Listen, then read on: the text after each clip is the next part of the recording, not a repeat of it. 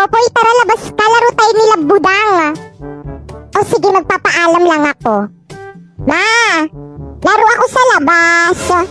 Nakikita mo bang ang tirik ng araw, tanghaling tapat? Matulog ka. Tara na, Poy. Oo nga, tara na, ang tagal mo. Ayaw akong payagan ni Mama lumabas eh. Ah, kawawa. Sige, itatago namin yung tsinelas mo. Ble, ble. Mama! Ano? Matulog ka dyan. Pagbilang ko ng 3, hindi ka pa natutulog. Makakatikim ka talaga sa akin. Popoy! Nasaan na kaya to si Popoy? Ba't hindi ko nakikita? Sino ba tong natawag na to? Hello? Hello? Kinidnap ko ang anak mong si Popoy. Ano? Inday, tulungan mo ko, yung kapatid mong si Popoy kinidnap. Ano ma? Pero bakit daw? Naku, kawawa naman ng kapatid ko.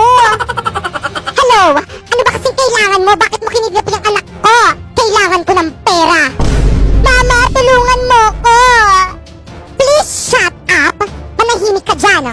Maawa kayo sa akin. Tulungan niyo ko. Aba, hindi ka talaga titigil? Pwes, ito ang sayo.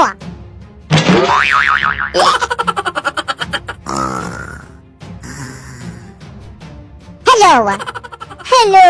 Maawa ka sa anak ko. Huwag mo siyang saktan. Don't worry, hindi ko siya sinaktan. Pinatulog ko lang siya para makapagpahinga siya. Ano ba kasing kailangan mo? Kalahating milyon kapalit ng anak mo. Kalahating milyon? Naku ma'am, laki nun, wag kang pumayag. Tatamad-tamad lang naman yan dito sa may bahay. Tapos kapag inuutusan mo, sinasagot-sagot ka lang naman eh. Wag kang pumayag. Sa bagay, may point ka. Hi guys! So gabi na, and then matutulog na sana ako kaso may nakita na naman ako malaking sugat sa aso ko. Ayan yung aso ko, ayan o. Diba? Ang taba. And then ito yung sugat niya o, ayan o. Diba? Ang laki. Diba? San kaya galing yan? And then tulog na siya o. Hi Jack!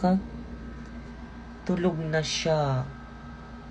And then, ito yung sugat niya. Ano kayang gamot dyan? Diba? Ninat-ngat niya ata yan eh. Hindi ko alam kung saan niya nakuha yan. Siguro ninat-ngat niya. Wawa naman, may sugat ang bebe dyan. Cute niya, no? Pero nakapatay na yun ng pusa. Ay! Ang gaganda naman ng mga damit dito. Bagay na bagay sa akin. Hala, ang ganda! I love it! Saan kayong tindera dito? Hi, miss! Kayo po ba yung tindera dito? Magkano po itong damit? Tanong-tanong, di naman bibilin. Ano, miss? May sinasabi ka? Wala! Ang sabi ko, wag mo nang tanungin kung magkano yan. Di mo naman bibilin eh. Bakit mas alam mo pa kaysa sa akin? Siyempre, tignan mo kaya yung sarili mo. Ang dungis-dungis mo. Halatang poor. Excuse me, madungis man ako. May pera naman ako. O, ito.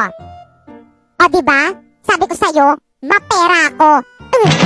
Mo sa baga mo. Peke naman. Inaantok na ako. Sinasabi sa Philippine history na ang pumatay kay Lapu-Lapu ay si Laila? Hoy Popoy, ano yung ginagawa mo? Gabi na! Mama, may exam po kasi kami bukas kaya kailangan ko po mag-review ngayon. At sino may sabi mag-review ka? Nako, ini-stress mo na naman akong bata ka bakit ka naman nai-stress? Dapat na magpasalamat ka pa kasi masipag mag-aral yung anak mo eh. Aba, bakit naman ako magpapasalamat? Pinapagod mo yung sarili mo. Dapat gantong oras nag-ML ka na lang eh. Itigil mo na yan. Nakaka-stress ka. Pero ma, baka bumagsak ako sa exam namin. Ayos lang yan. Natatago naman yung grade pero yung itsura hindi. Ang pangit mo no. Patulog ka na. La la la la la.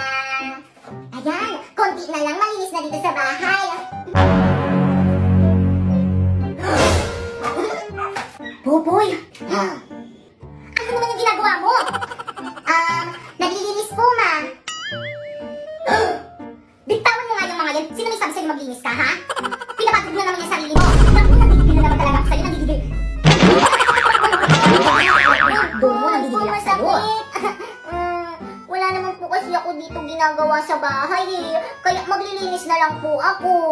Anak naman, ba't ba ayaw mo makinig sa akin? Lagi mo na lang akong pinapa-stress. Ang simple-simple lang ng gusto ko. Ang gusto ko, huwag ka maglinis kasi mapapagod ka lang dyan.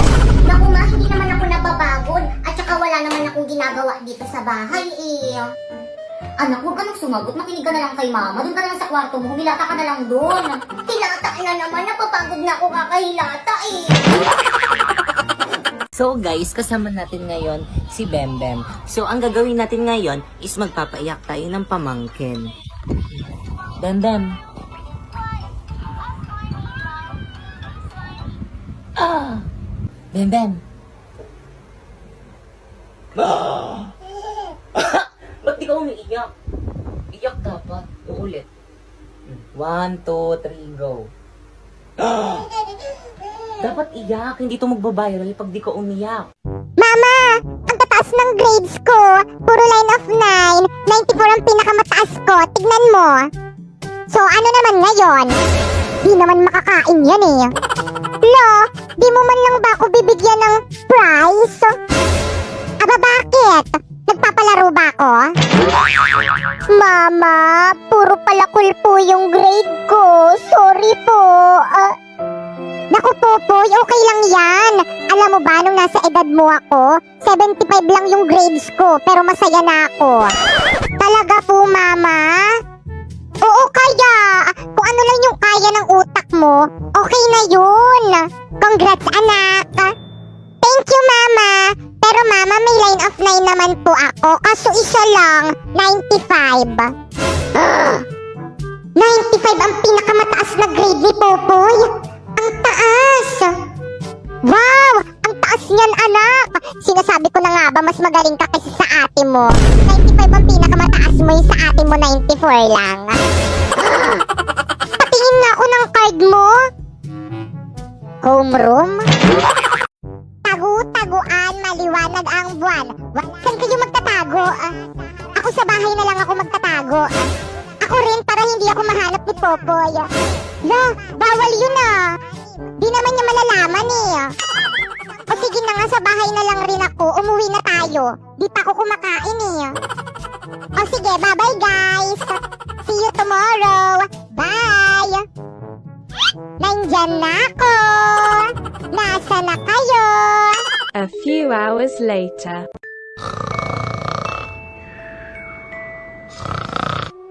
Nasaan na ba kayo? Ang layo ko na sa bahay. Madaling araw na hindi ko pa rin kayo nakikita. Mama! Wow! Ang ganda naman itong napulot kong ribbon. Hoy, Popoy! Sa akin yung ribbon na yan ah! Anong sayo? Napulot ko to! Dito sayo! Sa akin nga yan! Matagal na yung nawawala sa lagayan ko ng mga ipit ko. Akin na yan! Pwes, ako yung nakakita, kaya sa akin na to. Ah, ganon. Isusumbong kitang baklita ka kay Mama. Mama!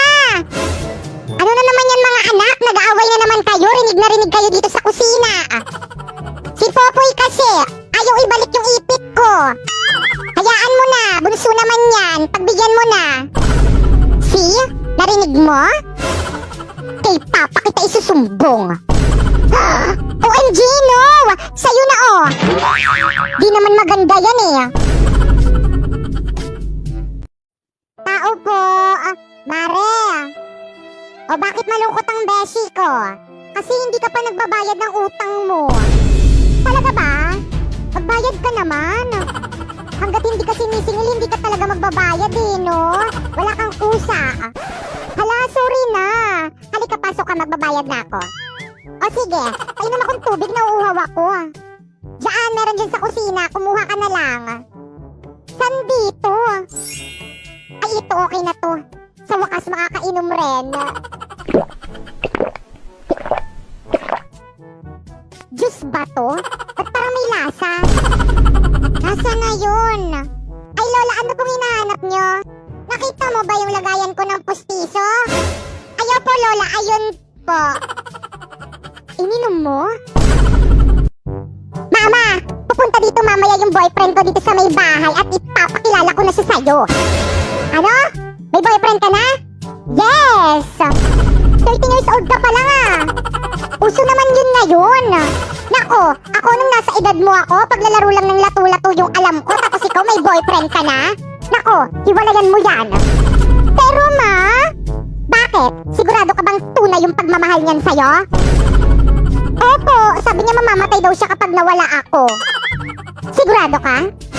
Yes, siguradong sigurado. Tignan natin. Magandang araw po at... Mama, ayun na siya. O iho, kay gwapong binata mo naman. O diba sabi ko sa'yo, May. Sigurado ka bang hindi ka kinulam nitong anak ko? Mama naman. O ito, 1,000,000 piso. Hiwalayan mo lang ang anak ko. Paumanhin po ngunit. Go baby, tuloy mo. Hindi po mababayaran ng pagmamahal ng anak nyo ang 1,000,000 piso. Salamat po. Bye. O diba sabi ko sa'yo eh. I love you, Popoy. I love you too. What the? Popoy! Are you cheating at me? Siyempre hindi kayo amin na niloloko nyo ko niyang babae mo. Nakakapagod ka, Poy.